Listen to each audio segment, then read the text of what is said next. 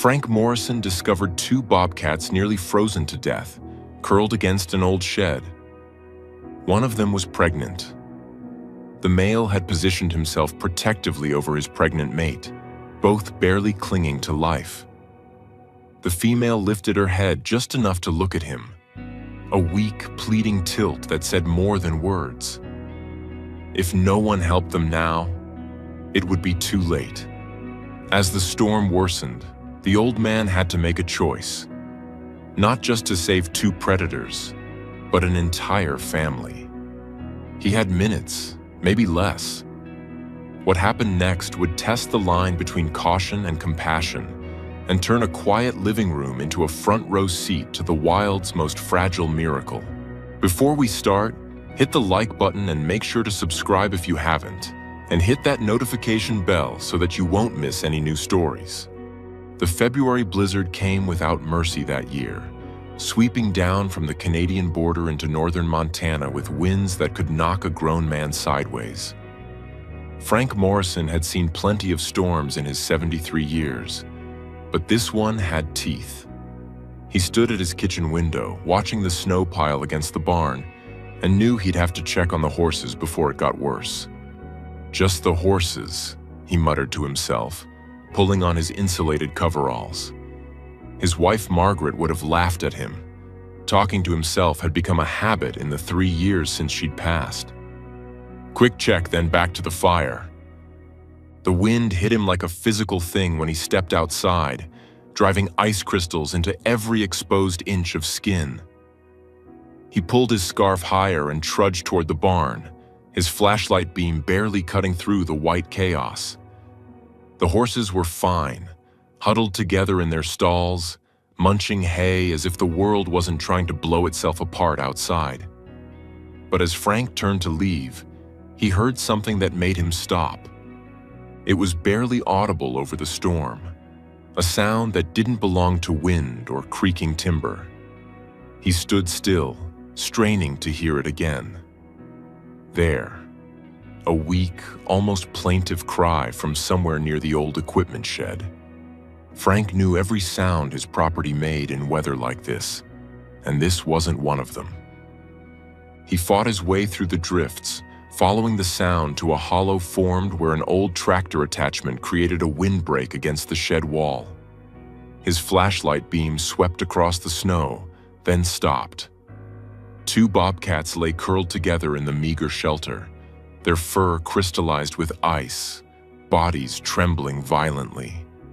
The larger one, a male by the look of him, had positioned himself to shield the smaller cat from the worst of the wind. Frank's breath caught. In all his years on this land, he'd seen bobcats only a handful of times, always from a respectful distance. These two were different. They didn't flee at his approach. They couldn't.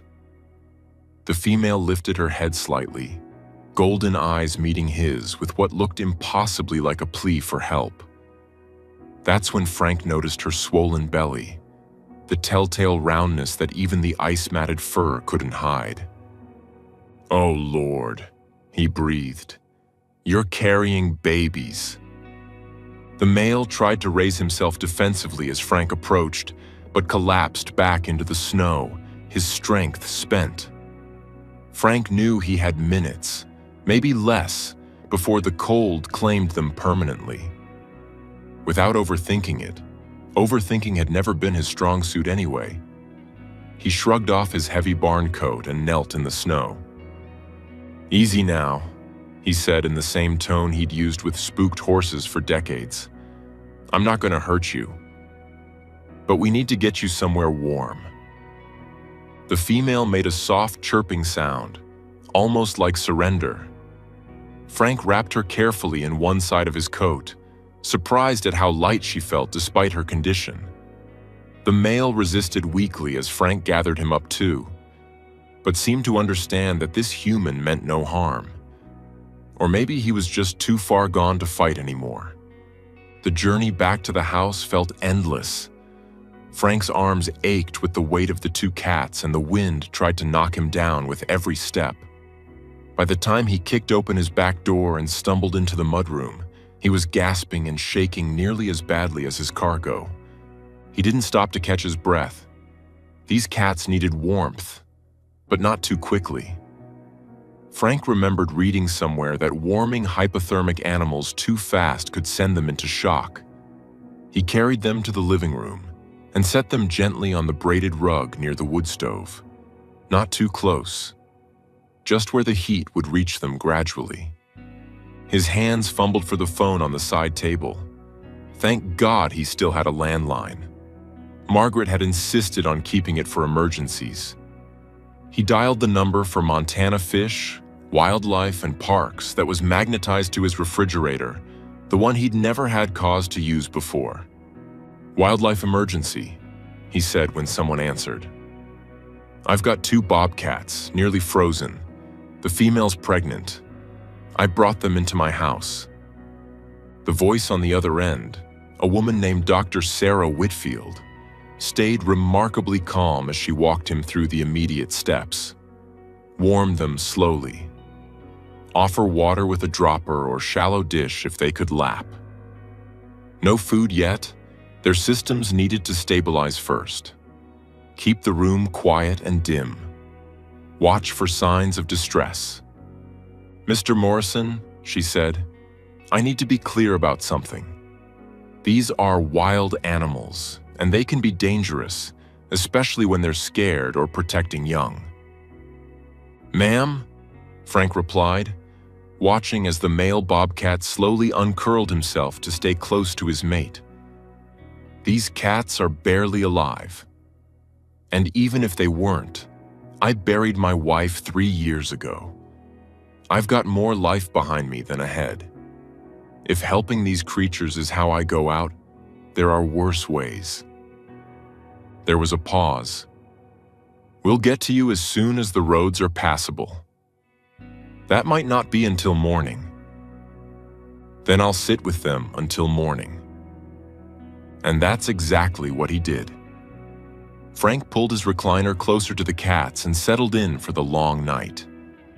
He warmed water on the stove and offered it from a coffee saucer, watching with relief as first the male, then the female, took tentative laps. He found some old towels in the linen closet, Margaret's good guest towels that hadn't been used since she died, and tucked them around the cats' bodies. As the hours passed and the warmth worked its magic, the cats began to show signs of recovery. The male, Frank had started thinking of him as guardian for the way he never moved more than a few inches from the female, lifted his head and fixed Frank with an intense amber stare. Not threatening exactly, but deeply assessing. "I know what you're thinking," Frank said softly. "Strange house, strange smells, strange old man talking to you. But you're safe here, both of you. All of you," he added, glancing at the female's swollen sides. The female, he'd begun calling her Grace because even half-frozen and pregnant, she moved with an elegant dignity, shifted position around midnight. Her breathing changed, becoming deeper and more labored. Guardian, immediately alert, moved closer to her, and Frank realized with a start what was happening. "Oh no, not now," he said, reaching for the phone again. But even as he dialed, he knew the reality. No one could get through this storm. Whatever was going to happen would happen here, in his living room, with just him as witness and hopefully, help. Dr. Whitfield answered on the second ring, as if she'd been waiting by the phone. "I think she's going into labor," Frank said without preamble. "All right, Frank. May I call you Frank? Here's what you need to do. Give her space, but stay close enough to intervene if something goes wrong. Bobcat mothers are incredibly capable, but the stress and cold might have complicated things. Have clean towels ready. Keep the room warm but not hot. And Frank, just be there. Sometimes that's all we can do." What followed was one of the most remarkable nights of Frank's life. Grace labored through the small hours of the morning, with Guardian standing sentinel and Frank keeping quiet watch from his chair. He found himself talking to them in low, soothing tones, telling them about the ranch, about Margaret, about the time they'd rescued a whole litter of barn kittens in a storm not unlike this one. The first kitten arrived just as the wind began to die down, a tiny, blind creature that Grace immediately began to clean with fierce dedication. Then came another, and another. 5 in total, each one perfect despite their traumatic beginning. Guardian sniffed each kitten carefully, as if counting, then settled himself in a protective curve around his family. Frank watched it all with tears he didn't bother to wipe away. Life asserting itself against all odds. He'd seen it in calving season, in the spring garden after brutal winters, in Margaret's eyes during her last days when she'd squeezed his hand and told him to keep living. And now here, on his living room floor, in the bodies of wild creatures who'd trusted him in their darkest hour. Dawn came pale and exhausted, the storm finally spent. Frank had dozed in his chair, but woke to the sound of tiny mews. The kittens were nursing, their small bodies lined up against Grace's belly like keys on a piano. Guardian's eyes were open, watching Frank with what looked like gratitude, though Frank knew better than to anthropomorphize too much. The knock on his door came around 7. Dr. Whitfield herself stood on his porch, along with 2 other wildlife officers, their truck somehow having made it through the snow-choked roads. "Mr. Morrison?" She was younger than her phone voice had suggested, with kind eyes behind wire-rimmed glasses. "How are our patients?" Frank led them to the living room, where she stopped short at the scene. "Oh my, 5 kittens? And they all look—" She knelt slowly, professionally assessing from a safe distance. "They all look perfect. Mr. Morrison, this is remarkable." The next hour was a careful ballet of professional wildlife handling. Dr. Whitfield and her team had brought special carriers, heating pads, and medical equipment. They examined each cat with gentle efficiency, taking notes, checking vitals, looking for identification marks. "Frank," Dr. Whitfield said finally, her expression troubled. "These cats, they're not from around here. See this ear tattoo? These are captive-bred bobcats. Someone released them illegally, probably thinking they were doing something noble, giving them freedom. But captive-bred cats don't have the skills to survive in the wild, especially not in winter, especially not pregnant." Frank felt a surge of anger. Who would do something so foolish? We see it more than you'd think. People get exotic pets, realize they can't handle them, and instead of surrendering them properly, they dump them with some misguided idea about returning them to nature. These 2 would have died if you hadn't found them. They prepared the cats for transport with incredible care. Grace and the kittens went into one large carrier, lined with heated blankets. Guardian went into another, positioned so he could see and smell his family. Frank found himself following them out to the truck, reluctant to let them go. "What happens to them now?" he asked. "Quarantine first, to make sure they're healthy and the kittens are developing properly. Then we'll work on finding them placement in a proper facility, a zoo or wildlife sanctuary that can give them the care they need. They can't be released into the wild, not now. But they'll have good lives, Frank. Safe lives.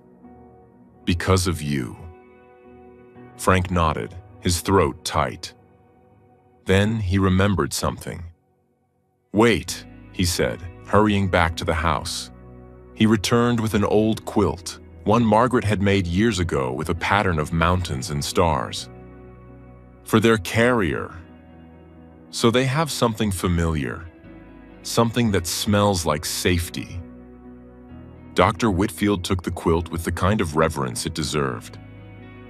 "We'll make sure it stays with them." Frank watched the truck disappear into the white landscape, then went back to his empty house. The living room felt too quiet, despite the crackling fire. The depression in the rug where Grace had delivered her kittens seemed to hold more weight than it should. He sat in his chair and looked at the empty space, remembering. Over the following weeks, Dr. Whitfield kept her promise to stay in touch. She called with updates. The kittens were thriving, all 5 of them strong and growing. Guardian had been neutered and was recovering well. Grace was a devoted mother. They'd found a permanent home for the family at a wildlife education center in Billings, where they would live in a specially designed habitat and help teach people about bobcat conservation and the dangers of the illegal exotic pet trade. She sent photos too, pictures he printed out at the library and stuck to his refrigerator with Margaret's old magnets. Grace nursing her babies. Guardian standing proud. The kittens, eyes newly opened, exploring their quarantine enclosure with the curiosity of all young things. Spring came eventually, as it always does in Montana, sudden and glorious. Frank found himself thinking about the bobcats often as he went about his ranch work. He'd given Dr. Whitfield his quilt for them, but she'd returned it after they were settled, saying Grace had used it to make a nest for the kittens but didn't need it anymore. It smelled faintly of wild animals and hope. One day in May, an envelope arrived with the Wildlife Department's return address. Inside was an invitation to visit the bobcats in their new home at the education center. "They remember kindness," Dr. Whitfield had written in a note. "Guardian still watches for you, I can tell. And Grace has taught her kittens to trust carefully chosen humans. You should see what you saved."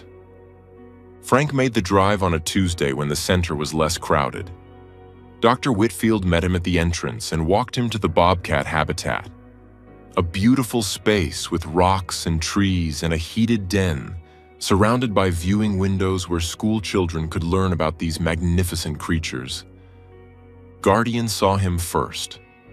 The big male bobcat stopped mid-stride and stared, then made a sound Frank had never heard before, something between a purr and a chirp. Grace appeared from the den, followed by 5 half-grown kittens, all legs and spots and teenage awkwardness.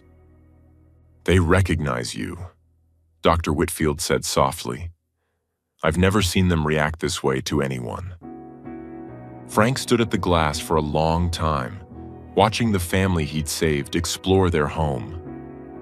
One of the kittens, the boldest, came right up to the window and put its paws on the glass, staring at Frank with eyes like golden coins. He placed his weathered hand against the glass where the kitten's paws were, remembering that terrible night. The storm, the fear, the miracle of birth on his living room floor. "Thank you," he whispered. The whether to the cats, to God, or to Margaret's memory for making him the kind of man who couldn't walk past suffering, he wasn't sure.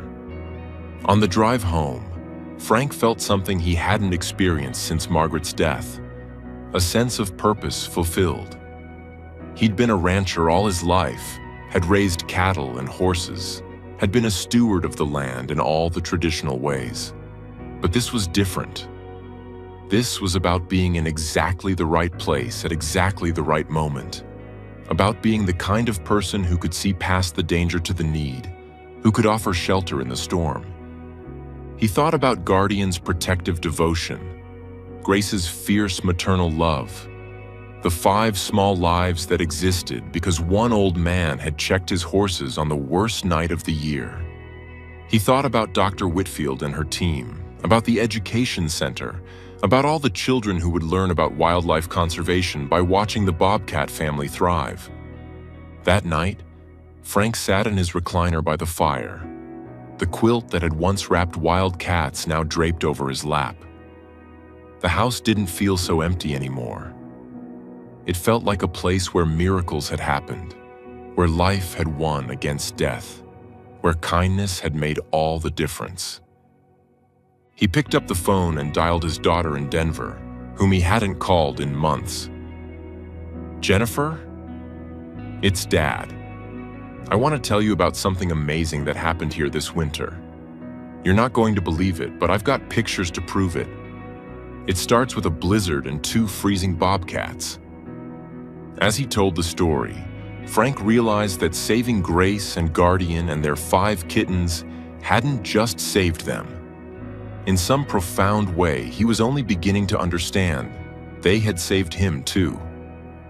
They had reminded him that life insists on continuing, that love takes many forms, that even in the wildest storms, grace can arrive on 4 paws, carrying the future in its belly, trusting a stranger's kindness to make all the difference.